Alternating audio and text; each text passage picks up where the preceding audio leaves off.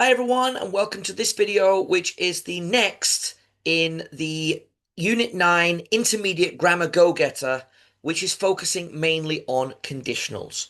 If you haven't watched the previous video, you can go back and watch it now, or we're going to do a very quick review, because in the last video we looked at the zero conditional.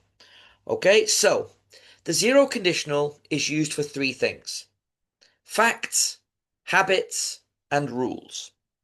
And if you remember, I called it the Christmas conditional because it's full of presents. So if or when plus present simple again. For example, when I have a day off, I get up later.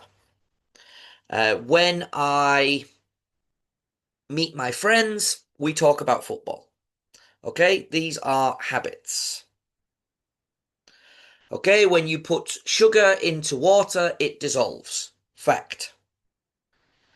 If I am late for work, my boss takes some of my pay. Rule.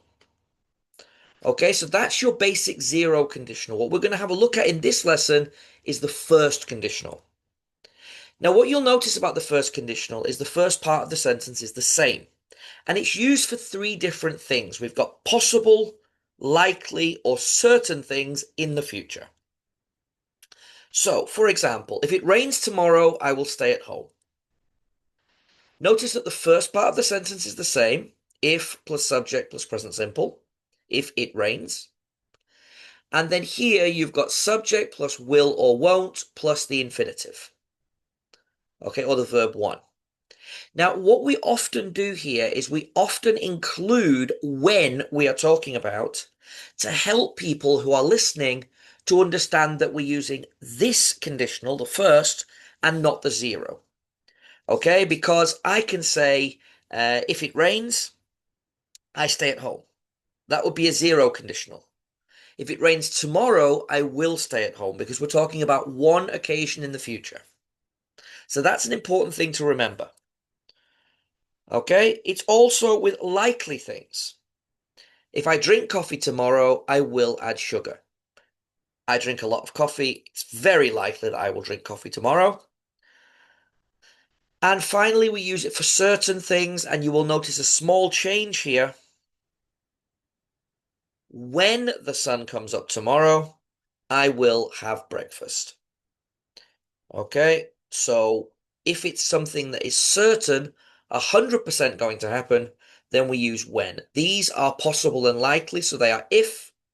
This one is certain, so we use when.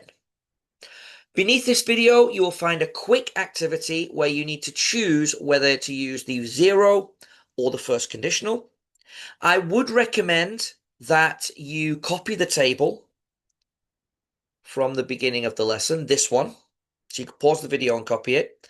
And as you watch through these videos, you will notice that we're going to add more to this table. So at the end of these three videos, you will have a completed table. I hope you've enjoyed this video. I hope you found it useful. I hope that now you feel a bit more confident about what the first conditional is and how it's different to the zero. And finally, I hope you'll join me in the next video when we're going to take a look at the second conditional. Take care.